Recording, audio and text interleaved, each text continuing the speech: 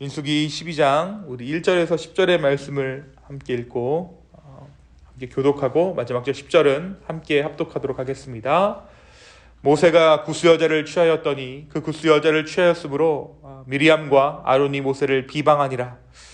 그들이 이르되 여호와께서 모세와만 말씀하셨느냐 우리와도 말씀하지 아니하셨느냐 하매 여호와께서 이 말을 들으셨더라.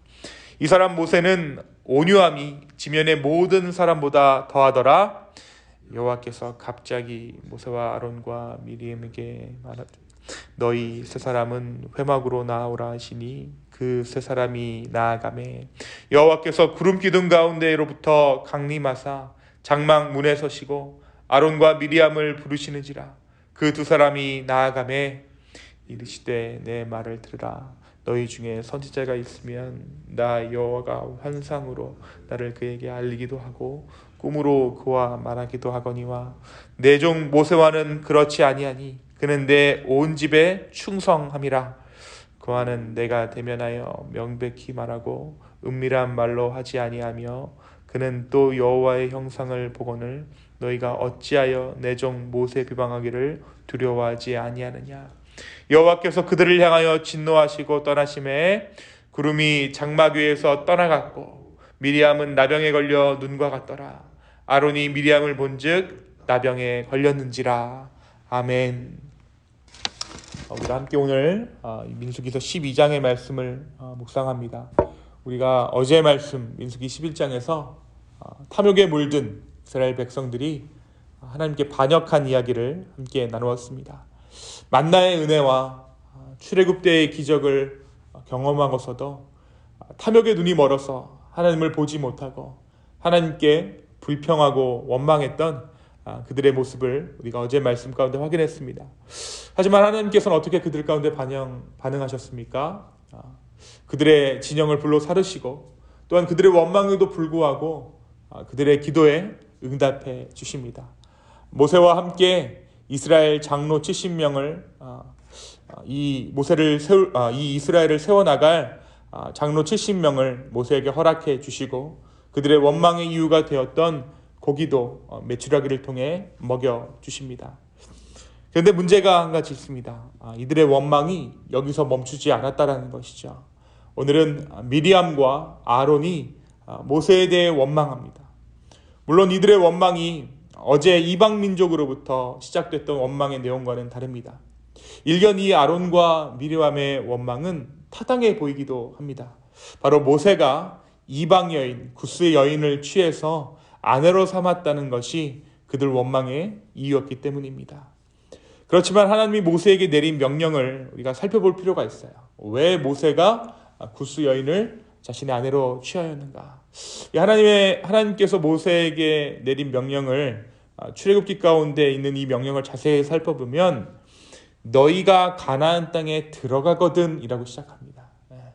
너희가 가나안 땅에 들어가거든 이방 여인을 며느리로 삼지 말라라는 내용이 있어요. 이방 여인을 섬기는 그들이 그 이방 신들을 통해서 그들의 가정이 이방 신을 섬기게 될까봐 하나님께서 이방 신들이 이스라엘 안으로 들어오는 것을 금하신 것이죠. 그런데 이 모세가 결혼한 상황은 어떻습니까? 아직 가나안으로 들어가기 전이에요. 모세가 결혼한 상황은 가나안에서의 상황이 아니었을 뿐더러 말씀이 기록하건대 이방인들 중에서도 이미 하나님을 섬김으로 이스라엘 백성으로 편입된 사람들이 있었습니다. 아마 이 구스 여인 또한 이 출애굽 여정 가운데 진영 가운데 함께한 이방인 출신의 이스라엘 백성이라고 추정됩니다. 결혼이 금지된 가나안 이방인은 그들이 하나님이 아닌 다른 우상을 섬기기 때문이었습니다. 그러나 이미 하나님을 섬기고자 하는 이 이방인들은 이스라엘 백성들과 똑같이 취급하라는 하나님의 명령이 있었다는 것이죠.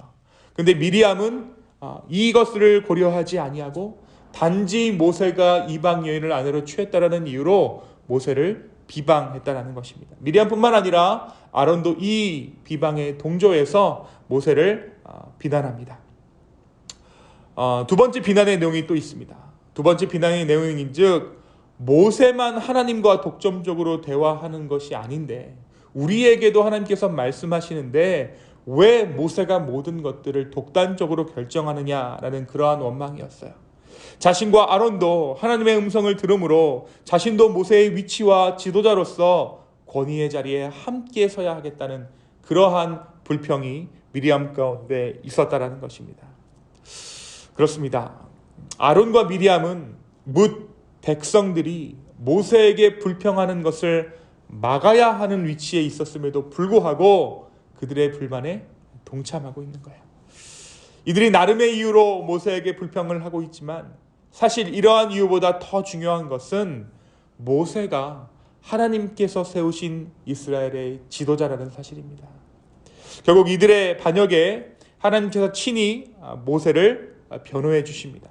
4절부터 8절까지의 내용이 이 하나님께서 친히 모세를 변호해 주시는 내용이에요. 8절에 보니까 그와는 내가 대면하여 명백히 말하고 은밀한 말로 하지 아니하며 그는 또 여호와의 형상을 보거늘 너희가 어찌하여 내 종 모세 비방하기를 두려워하지 아니하느냐. 이 말씀이 뭐냐면 이 모세가 나를 대신하고 있다는 것이죠. 너희가 나를 두려워한다면 모세를 두려워하지 않을 수 없다라는 것입니다. 너희가 지금 모세를 비난하는 것은 비방하는 것은 나를 섬기지 않는 것이고 나를 두려워하지 않음이다 라고 하나님께서 분명하게 말씀해 주고 계신 것이죠. 사랑하는 성도 여러분, 오늘 말씀이 민수기서 12장 이 말씀이 우리에게 무엇을 말해주고 있습니까? 우리가 어제 말씀에서 확인했듯이 이스라엘의 원망이 누구로부터 시작했나요? 이스라엘의 원망은 이방인으로부터 시작했어요. 이방 민족이 이스라엘 민족으로 편입된 자들로부터 이들의 불만이 시작됩니다. 그런데 오늘 말씀이 이야기하는 불평과 원망의 주체가 누구입니까? 그렇습니다. 모세의 형제들인 미리암과 아론이에요. 이방 민족으로부터 시작됐던 불평과 불만이 점점 이스라엘 진영을 파고들어서 마침내 이스라엘 진영을 이끄는 리더들에게까지 전염된 것입니다. 근데 문제는 이들이 이 문제를 가지고 하나님 앞에 나아간 것이 아니라 그들도 그 비방 가운데 동참했다는 것이죠. 사실 이 불평은 어떻게 보면 모세가 자초한 것 같기도 해요. 그 또한 어제 말씀에서 우리가 확인했듯이 하나님 앞에 불평을 불같이 토해냈기 때문입니다. 우리는 어제 하나님께 원망을 쏟아냈던 모세를 기억합니다. 결국 모세와 함께 이스라엘을 섬겨야 했던 그들의 형제들마저 이 불평에 전염되어서 이 모세를 비난하고 나선 것이죠. 사랑하는 성도 여러분, 불평과 불만은 전염됩니다. 예수님께서도 이방인들의 누룩을 주의하라, 바리새인들의 누룩을 주의하라고 말씀하시죠. 이방 민족으로부터 시작된 불평은 이제 모세의 자리까지 위협하게 된 것입니다. 그렇다면 이 불평과 원망은 왜 시작될까요? 그것은 하나님의 인도하심에 대한 작은 의심으로부터 시작되는 것입니다. 하나님을 온전히 신뢰하지 못하는 작은 틈새가 한 개인의 불평을 만들고 그 개인의 불평이 공동체를 불행에 빠뜨리게 되는 것이죠. 사랑하는 기쁨의 교회 성도 여러분, 오늘 이 아침에 우리가 하나님을 온전히 신뢰하지 못하는 마음이 내게 있다면 그 마음을 주께 올려드리는 저와 여러분 되기를 예수님의 이름으로 축원합니다. 하나님과의 신뢰는 하루아침에 되는 것은 아닐 것입니다. 하지만 내가 하나님을 믿기 원합니다. 내가 하나님을 신뢰하기 원합니다라고 이 아침에 고백할 때 하나님은 그 고백을 기뻐해 주십니다.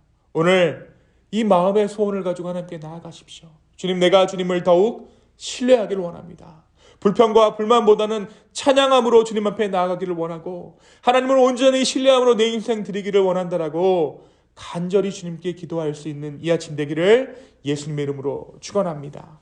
또 한 가지 오늘 말씀은 과연 리더십이란 무엇인가, 리더란 무엇인가에 대해서 말하고 있어요. 미리암과 아론은 조금 더 하나님의 법규를 알아야만 했습니다. 이들은 모세를 잘 보필하기 위해서 그리고 백성들을 더욱더 잘 섬기기 위해서 하나님의 율례를 알아야 했던 것이죠. 결국 그들의 무지가 불평으로 이어졌고 비난으로 이어졌습니다. 그리고 결국 미리암은 하나님 앞에서 그 벌을 면하지 못해요. 하나님에 대해 더욱 알고자 하는 마음, 하나님의 나라가 어떠한 곳인가를 더욱 알기를 사모하는 마음이 바로 리더의 마음이라는 것이죠. 오늘 우리에게 이 마음 주시기를 간구하기를 소망합니다. 우리가 미리암이 만약에 하나님 앞에 정말 기도했다면, 하나님 앞에 정말 단독자로 섰다면 모세를 비난하는 일은 없었을 거예요. 이들이 어떠한 권리를 주장하고 있습니까? 어떠한 권리를 주장하냐면 2절에 보니까 그들이 이르되 여호와께서 모세와만 말씀하셨느냐 우리와도 말씀하지 아니하셨느냐 하매 여호와께서 이 말을 들으셨더라. 만약에 미리암이 하나님의 말씀을 정말 사모했다면 이 모세에게 주어진 권위를 인정했을 것입니다. 하나님께서 정해놓으신 그 선을 결코 넘어서지 않았을 것이에요. 하지만 미리암은 하나님 앞에서 법을 어겨버렸고 그 선을 기어이 넘어버리고 말았습니다. 이것은 그가 평소에 하나님 알기를 게을리했다라는 것을 오늘 말씀이 보여주고 있는 것이죠. 지식적으로 하나님을 아는 것이 아닌 하나님을 경험함으로 하나님을 알아가는 삶, 그것이 바로 우리를 진정한 리더로 세워갈 것입니다. 주님을 알아갈 때보다 온전한 공동체를 세워갈 수 있습니다. 우리가 주님을 알아갈 때 교회 공동체는 바로 설 것입니다. 우리가 주님을 알아갈 때 우리의 가정은 온전히 설 것입니다. 주님 알기를 더욱더 사모하는 이 아침 되기를 소망합니다. 우리가 주님 알기를 소망합니다 라고 주님께 고백할 때 주님은 우리에게 주님의 모습을 밝히 보여주실 것입니다. 오늘 이 아침 주님 알기를 더욱더 사모할 수 있는 저 여러분의 복된 하루 되기를 예수님의 이름으로 축원합니다. 이 시간 함께 기도하시겠습니다. 주님, 우리 안에 불평과 불만이 있지는 않습니까? 하나님을 신뢰하지 못함으로 하나님 앞에 불평과 불만을 토로하고 우리 주변에 우리의 불평을 말하고 있지는 않습니까? 주여, 나는 푸념이라고 생각했는데, 나는 고민 상담이라고 이야기했는데 그것이 누군가를 향한 비난과 비판이 되고 있지는 않습니까? 주여, 우리를 긍휼히 여겨주시고 오늘 이 아침에 우리의 마음을 주장하여 주시옵소서. 다시 한번 주님 신뢰하기를 원합니다. 주님 알아가기를 소망합니다. 주, 오늘 이 아침에 우리 가운데 함께하여 주시옵소서. 감사합니다. 이 모든 말씀 살아계셔서 역사하시는 예수님의 이름으로 기도하였습니다. 아멘.